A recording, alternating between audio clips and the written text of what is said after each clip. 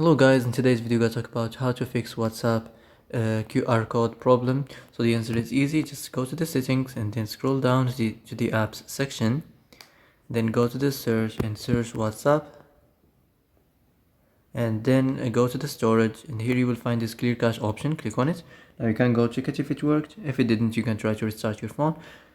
And if it didn't work again, maybe try to clear data, but be careful. If you clear data, all the files and all the media and all the messages and the chats will be deleted, so be careful. And you can also try to turn on the airplane mode and turn it off, or the Bluetooth, you can turn it on and off.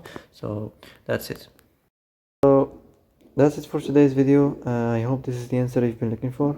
And if you like this video, don't forget to like and subscribe, and see you in the next video.